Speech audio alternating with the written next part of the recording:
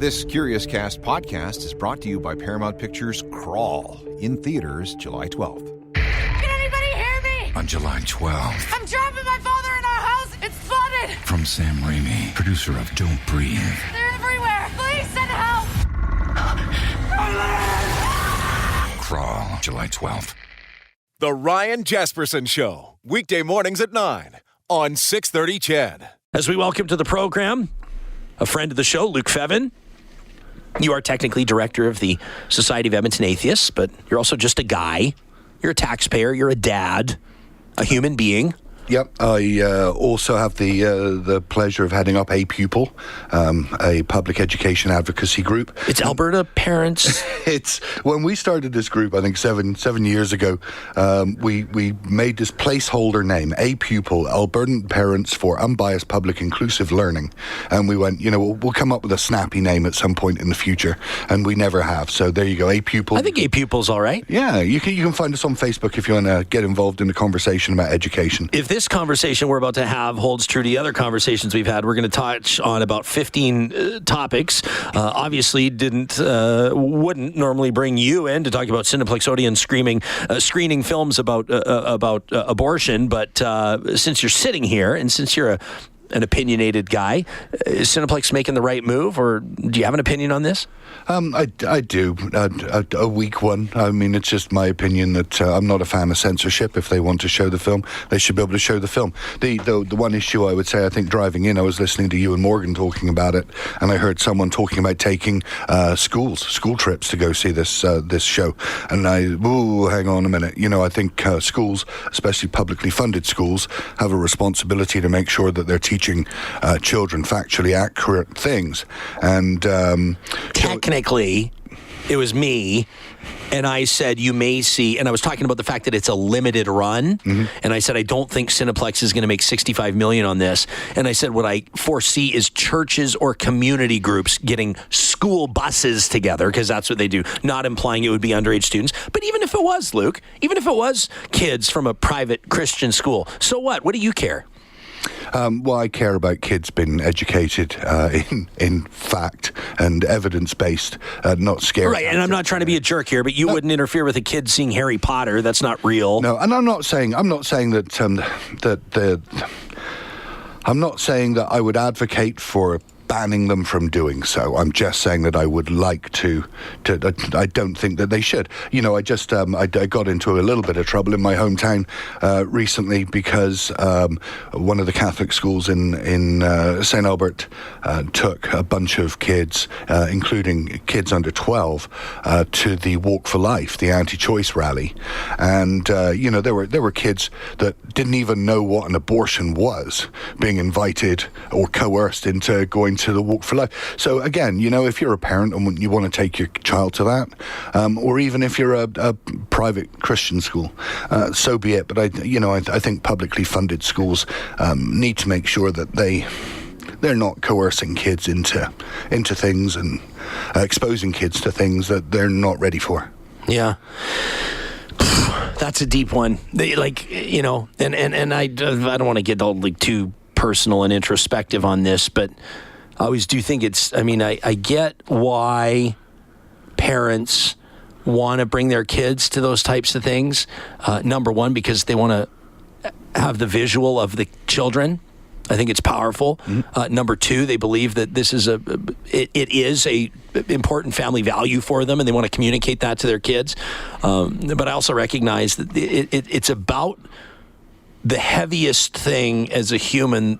I mean, it's right up there as one of the heaviest things you can talk about, and it's the visceral details of what's involved. Or I'm not sure that young people are I don't know. But where do you draw the line of what people are ready or old enough, or when someone's ready to talk about something? I don't know. This is one where, Luke, I'm like, and here's this, people will put me on the spot, like a listener by the name of Jennifer, and I've never met Jennifer. I always appreciate hearing from her, though, and she holds my feet to the fire. Just yesterday, she's saying, on the GSA thing and parental notification and all this, and she says, Ryan, it seems to me that you've, and I'm paraphrasing, made your mind up on this, and you don't have room, you won't budge, and you're not going to, she says some parents are lousy, but not all of us, and we believe that we should be notified of this, that, and the other, and I find myself in a position where I say, in good families, like I'm sure Jennifer's is, because she sounds like a loving mother, and we look at her text history and it's all written in earnest and sincerity, and you know, in those families situations, if the child feels like they have a great, positive, loving, nurturing relationship with their parent, they will volunteer, or they'll be able to talk about the fact that they're in these GSAs. But we're talking about parental notifications in circumstances where a child could be beaten and kicked out of the house. And so I sit there and I say to parents like Jennifer, I don't believe that, you know, I'm not arguing here that the state knows better than you as parents, or that educators know better than you do about some of the needs of your child. But I also recognize that as a society, we have expert opinions and track records to tell us that some kids need to be protected in some circumstances from their parents.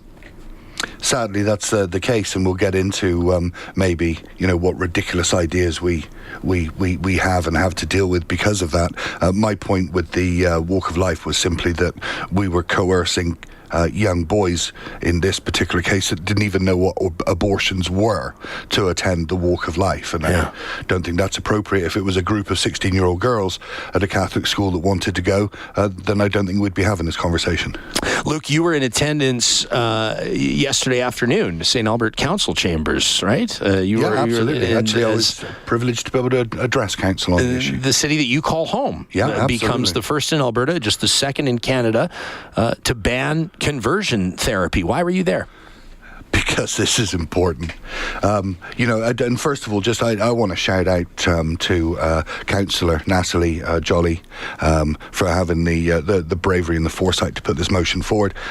Mayor Cathy Heron for her leadership, the council for actually having the bravery to follow through with this, because, and there's a conversation for another day, you know, business licensing and land use bylaws are really not the best tool to be dealing with conversion therapy. You know, this is on the feds and it's on the provincial government, and so I really appreciate you know, our council basically using every tool that they could to deal with this situation, and absolutely fantastic.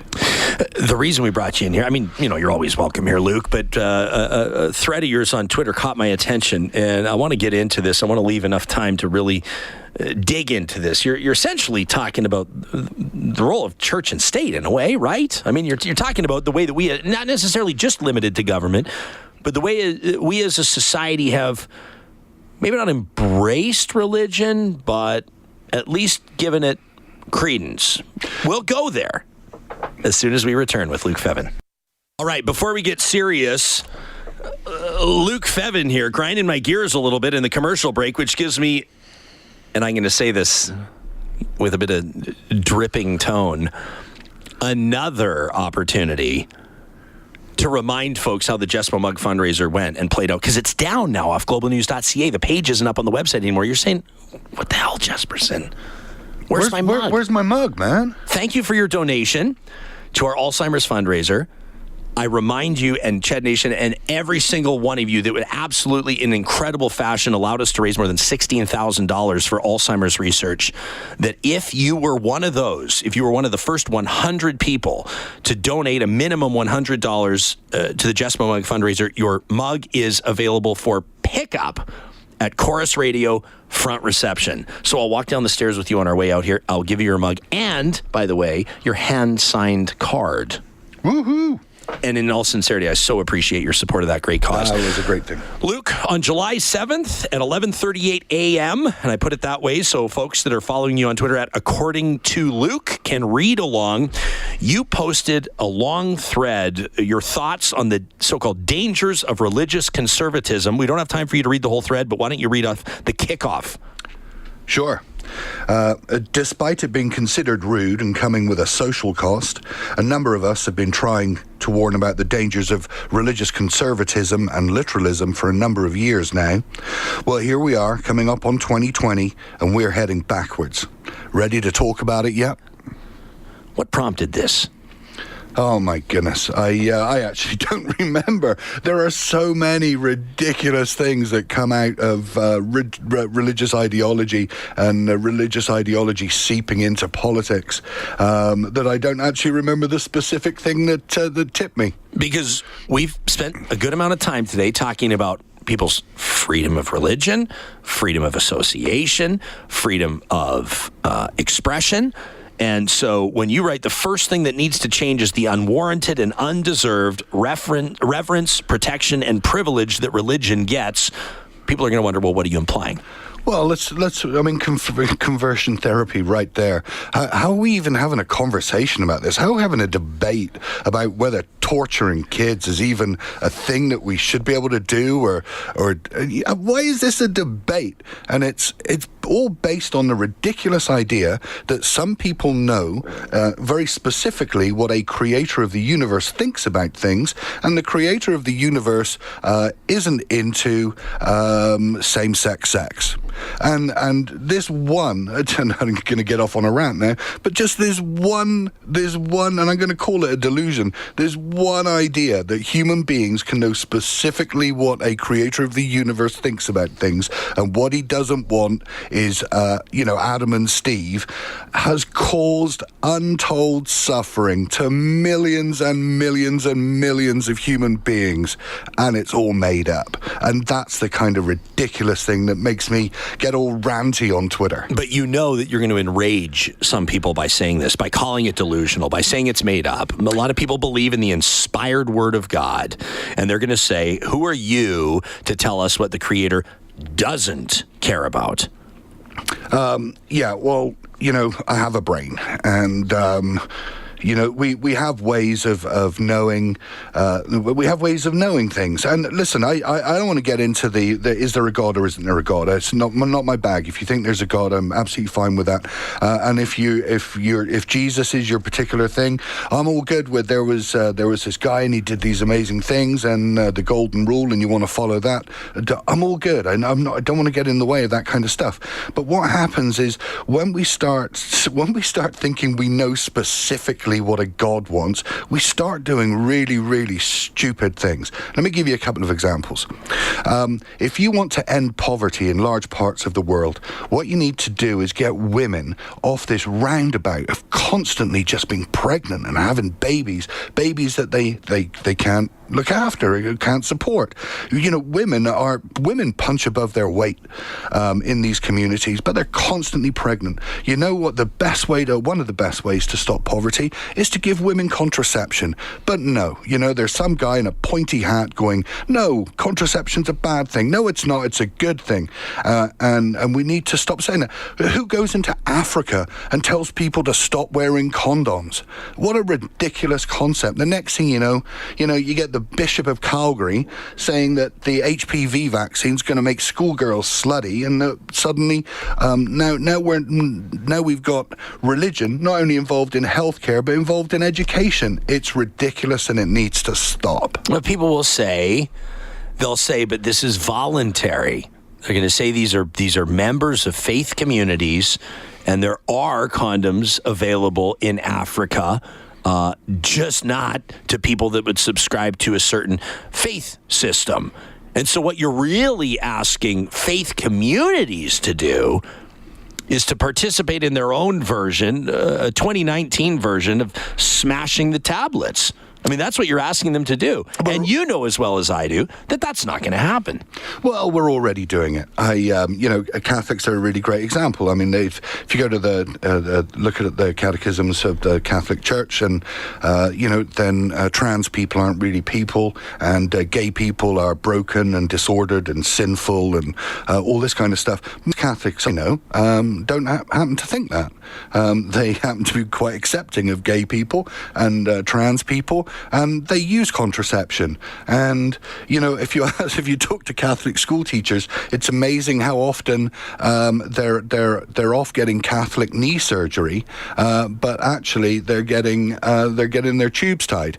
The Catholics are out there already living these rules. It's just the church that gets dragged along behind that is the boat anchor on the progress, and I think we just need to be a little more real about that. Luke Fevin's our guest. Your thread continues. You write, this requires let me go back one. You say, I sincerely have no problem with people choosing a lens with which to view the world or through which to live their lives. But empirical assertions, claims to specific knowledge and fact must be challenged or progress is slowed and harm unnecessarily perpetuated. And this requires the courage of the average person to stand up against the conditioning and protections of social norms and to question the claims and authority of religious groups and people. You're doing that right now. When you say the average person, you're excluding, I'm going to assume, governments as an example. Well, when I say the average person, what I mean is everybody in the middle. In that, we have been conditioned to not criticize religion. It's considered rude. It's taboo. And I think that's the thing that we need to shake off. This. When I talk about the Walk for Life issue in St. Albert, what actually happened was I had a number of people come to me behind the scenes. I had an educator, I had a parent, I had a political, social activist all come to me and say, we're unhappy about this, we're upset about this, but we're afraid to criticize this publicly because of the backlash. How mad is that we still live in a society where people are afraid to speak up and criticize religion in whatever guise it may be? On the text line to 630, Jimmy in Calgary says, good on you for having this guy on. I'm sure you're getting hate mail. Loving the show as always. Another says, this man makes my blood boil, which doesn't often happen. Al in Edmonton says, what do all religions have in common? Peace and happiness, but destroy the non-believers. Ida says, I'm always opposed to more government intervention, but in the case of conversion therapy, count me in. She says, it sounds as barbaric as burning witches at the stake. Like, these kids don't have enough challenges already. I can't believe this antiquated way of thinking still exists. Jason wonders if I can ask your opinion about the secularism law in Quebec. So I'll do exactly that when I assume you'll be available for overtime. Absolutely. And now we'll head to overtime on the Ryan Jespersen Show right here on 630 CHED. Yeah, that's right. Into overtime with Luke Fevin, who's he's the director of the Society of Edmonton Atheists. He's what's your position with A Pupil? Actually, so I'm just a founder of A Pupil, I guess. Yeah. But I should make a correction on the Society of Edmonton Atheists. I didn't stand as a director this year, so I'm actually it's incorrect. I'm no longer a director of the Society of Edmonton Atheists. I didn't stand. I served for maybe half a dozen years. So what does that mean? Did you leave the group, or did you? No, not at all. No. Have you issues. found God? No, wonderful group. If that's your thing, I would encourage people to go check them out. I was going in other directions, and basically I was on the board, but I wasn't showing up in the group, and it just felt not right to be a director of something that I wasn't really. Well, I'll say past director. Yes, absolutely. Director emeritus. Yes. Listener wanted to hear your take. My apologies for forgetting who it was. Our text line here is exploding, as you might suspect. I'll just let you know right now we're going to keep you through till noon, so you can plan your day and cancel other appointments if need be, Luke. Quebec secularism law. A listener has requested your take on it. What is it? Yeah, the first thing is, can we stop calling it a secularism law? It is not a secularism law. That is a lazy way of doing it. Whoever was reading the news here on 630 CHED earlier called it a secularism. What do you want to come in here and trample all over our programming? What would you prefer it be referred to as? I don't care. I mean, you can just, I can't remember what the bill is actually called, but call it the English translation of the bill.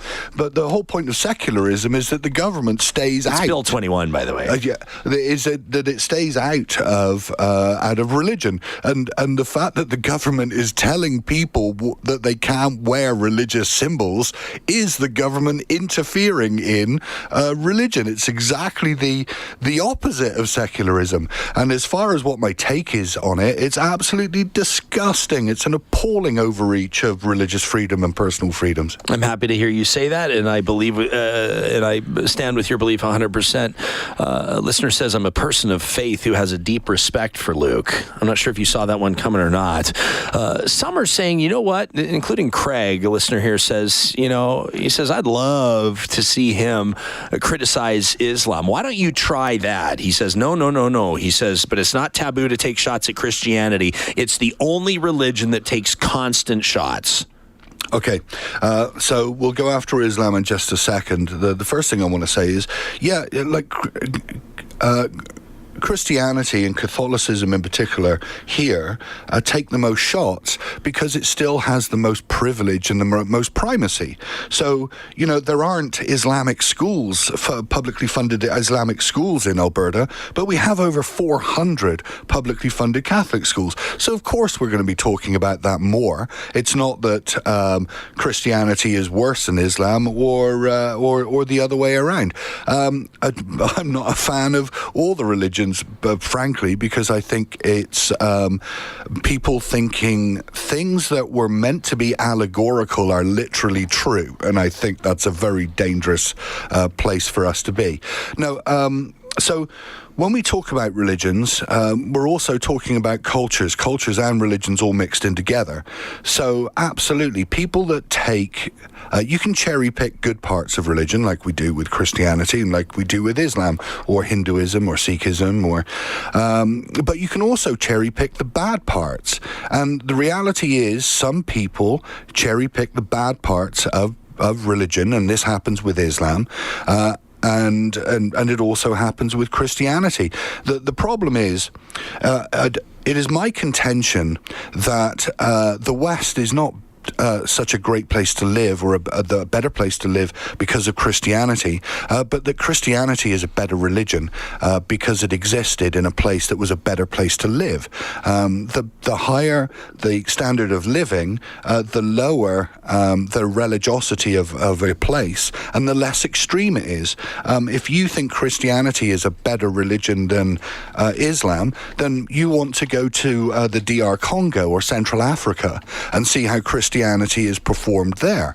They're killing gays and they're committing genocide against Muslims, and it's part of the Christian culture there to perform female genital mutilation.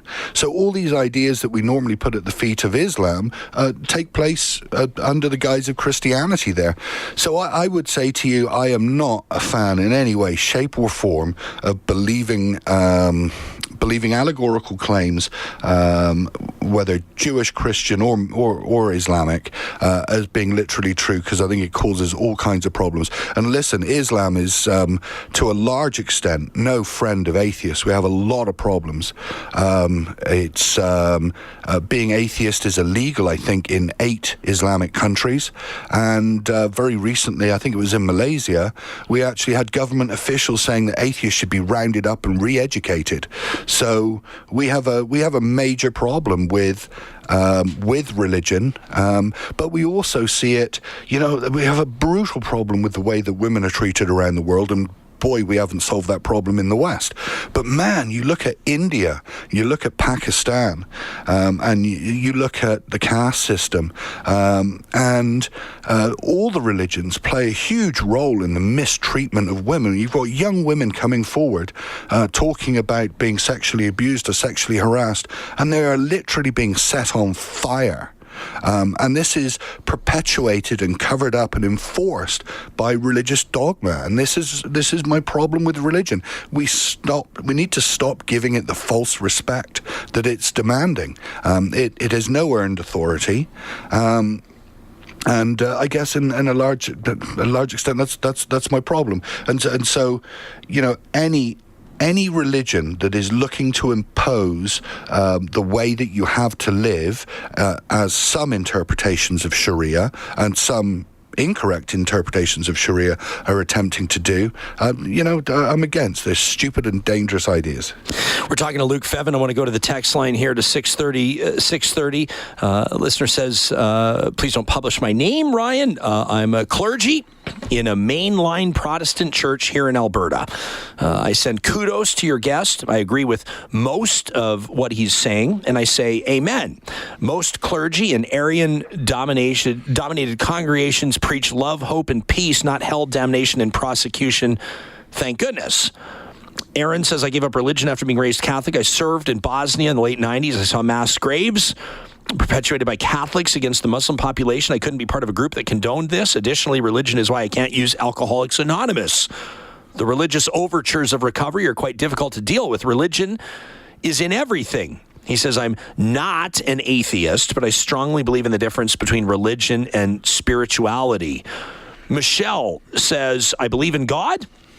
I'm a practicing Catholic, but I do think that it's BS that we can't allow gay-straight alliances. She says God or Christians should not be judging, and we are supposed to love others with compassion and empathy. One child hurt by trying to get the gay out of them is one too many. She says we're hurting far too many people. I can't imagine not living my life as I was born to do so. Accepting others. It's nobody's business what you do in your bedroom. We're all the same looking for unconditional love. It just ticks me off, though, says Michelle, that government can legislate this or church can condemn that. That from Michelle.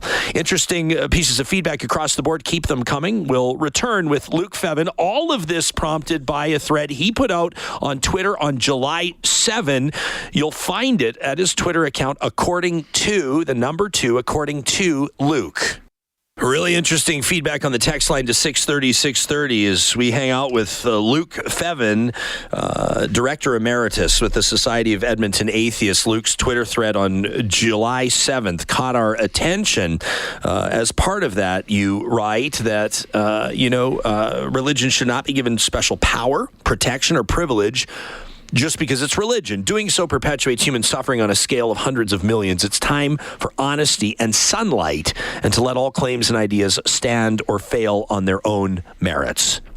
And people will say, okay, so now what? First of all, I can't believe this is even a conversation or a debate. What we're saying is, if someone that claims some kind of insight or moral authority says something, that claim is automatically accepted, or that claim has any weight at all. I mean, it's the most ridiculous grown-up equivalent of because I said so, and I'm really just saying that that religious claims should be open to the same criticism and questioning that any other claim is in this day and age.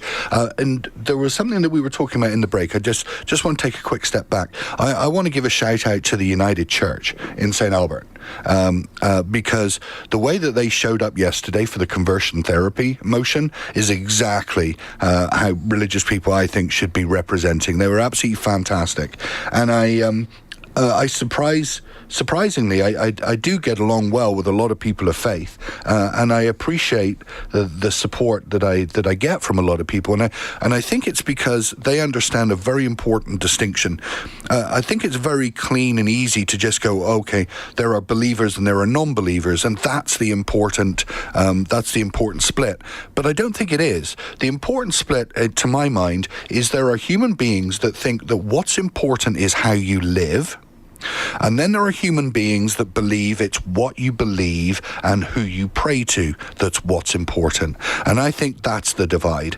And I think it's a really important divide. And I think more of us need to get on it's how you live that's important and not what specific doctrine or who you pray to that's important. As mentioned, you and I were having a good, challenging conversation, yet further fuel to my belief that we need to have a podcast of what goes on and what's said between on-air segments here on the show. But you said something, then we ran out of time, so I don't even know what you're talking about. You said our governments believe that religion is legally good. What do you mean?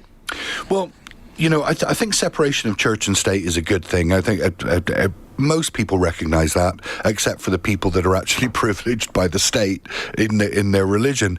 And I hear a lot, the preamble of the Charter says, the recognizing the supremacy of God, which of course the Supreme Court said, of course it has no force and effect because it contradicts the Charter of equality and the state staying out of such things. But yet, federally, provincially, and at a local level, we still legally consider religion to be a good thing, and we see it in tax law. We see it in, and I'll give an example from the Society of Edmonton Atheists. I remember because it just burnt my butt so bad. It just after the flood in Calgary, we applied for casino funding for our group. And that year, we'd had people that had gone down to Calgary to help clean up the flood. We'd done valley cleanup in Edmonton. We'd done cancer wigs. We collected food bank donations. We did blood drives. We did, I mean, it went on and on and on. This group punched so far above its weight. It was awesome. It was really great. So then we applied for casino funding, and then we were turned down because we didn't do enough good things or the right good things or whatever it was. But when you looked actually at the application form, if we had provided a place for worship, we would have qualified. How is that right? Would you like to see tax law amended? I think that churches and religion should be taxed the same as every other business, and I think where they do good deeds, where those organizations are doing charitable work, they should get charitable exemptions. But I think the as far as property tax is concerned, and as far as all the other exemptions, including on income, are concerned, they should be treated the same as everyone else. Jason says, I'm a person of faith. It's refreshing to hear an atheist speak about atheism not like it's a religion that they have to force upon others. Trevor's an interesting point, says, has anybody mentioned yet that China and Russia are atheist governments? Religion is not the problem. It's people taking advantage of power they can wield in the name of religion. Yeah, interesting point. So the communism is a state religion. And the reason that communism is so hard on religions is because religion gets in the way of the control that communism wants over the minds of the people. Most Russians are actually religious. The vast majority of Russians are religious, and the vast majority of those are Christian. And I don't think most people realize that. And the same with China. Whilst Western religions are actually fairly minimal in China, and there is absolute oppression against Christians and Muslims, frightening oppression. But a lot of Chinese people are religious, but they have old traditional Chinese religions rather than the Western ones. We'll get to more of your texts on the line to 630 right after this quick break. Appreciate Luke Fevin hanging out with us for the hour. Appreciate all of your impassioned texts. On the line, Ian in Stony Plains says, to Luke's assertion earlier that religion degrades women, he says, I must point out that that's the one area where Christianity stands primarily alone, argues Ian. That's why women can't take any of the top posts in any of the... Hang on, let me read his text. Yeah, okay. He says, geez, Luke. He says it was Jesus who condemned the male tribunal who would have executed a woman caught in adultery. It was Paul who told men to follow Jesus' example of self-sacrifice and how they treat their wives. He says, and it was countercultural when they did it. He says, I don't know if it's relevant to your conversation, but I got to point it out. That from Ian and Stoney. Sure. Women hold no authority over me, according to the Bible. Are you picking... You cherry picking? Yeah, you're cherry picking. That goes both ways. No, listen. Put it this way. Let me also say, everybody critical of any religion is cherry picking. Absolutely. Can we agree on that? Yeah, absolutely. Right? I mean, there's stuff in the Quran that's brutal. Yep. There's stuff in, most notably, the Old Testament, but even in the New Testament, that's brutal to questionable. Yep. And again, I'm even imposing my own values here. And in every other religious text. Do you get frustrated with texts like this one? Can you ask the atheist where living organisms came from? Thin air? Yeah, because that's got nothing to do with the conversation. That's a chat for another day, but it doesn't prove anything. Yeah. Dan says to tax a church is unethical because the church is funded by dollars that have already been taxed. And he's not wrong. He says they're called tithes. Tithe is what's left over from the congregation's income. They've already paid taxes on it. It'd be like me giving a homeless man a $20 bill and then having the government tax him. That would be ridiculous. It's a business, and it should be taxed. You know, I spend my money in a shop. That money's already been taxed, and now that business is going to pay money on it again. Going to pay tax on it again. Charitable work should be exempt, absolutely, but the rest of it's a business. This is from Kate in Spruce Grove. Good morning to you, Kate. Says, Luke is making many sensible and valid points. I'm raising my daughter explaining that religion, political ideology, or sexual orientation do not define you. Whether or not you're a good person and behave as a good person in our society is all that matters. Another says, this is Hugh. Why are we talking about conversion therapy for kids? Why don't we start with priests that have been, I'm not going to put it how Hugh puts it, but let's just say have committed crimes. He says, let's see what the reaction is if we start this type of therapy with them. He says, after some of these treatments, we could get some honest feedback on how it's working out. That from Hugh. Has the Catholic Church in particular lost its moral authority in your mind? Yeah, absolutely. I mean, it had lost it before. It's only stamped it further. Listen, I'm not going to argue that child abuse is more prevalent in the Catholic Church than other organizations, but they absolutely did a brutal job of covering it up and perpetuating it. And what really pees me off right now is seeing tens of millions of dollars being spent on lobbying lawmakers and going to lawyers so that they don't have to pay out money to the victims of their churches. That pees me off. So yeah, they've lost their moral authority. Luke Fevins on Twitter at According to Luke. If you're like Number One Nurse listening in and you believe this is one of the best interviews in the history of the show, you can find it for sharing purposes anywhere you download your podcasts. Always appreciate you subscribing to the Ryan Jespersen Show podcast. The Ryan Jespersen Show, weekday mornings at 9 on 630 CHED.